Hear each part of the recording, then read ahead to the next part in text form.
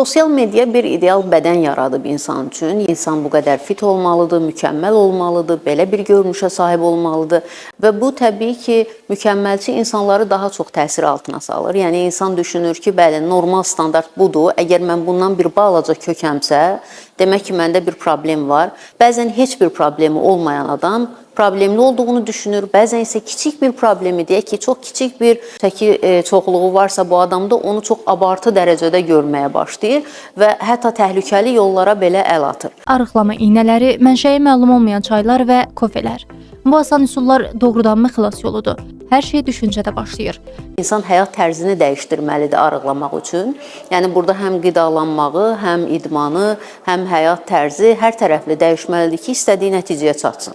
Və burada təbii ki, əgər daha rahat bir yol varsa, onu seçəcəklər və onu istəyəcəklər. Bəzi insanlar daha tələskəndir, daha çox tez nəticə istəyən insanlardır. Bəziləri rahatlığa alışan insanlardır, yəni əziyyət çəkmək istəmirlər və təbii ki, hansı xarakterdən olduğu önəmlidir. Bu insanın hansı metoddan istifadə edəcəyi ilə bağlı bir məsələdir əslində. Son vaxtlar trendə çevrilən arıqlama iynələri həqiqətənmi zərərsizdir?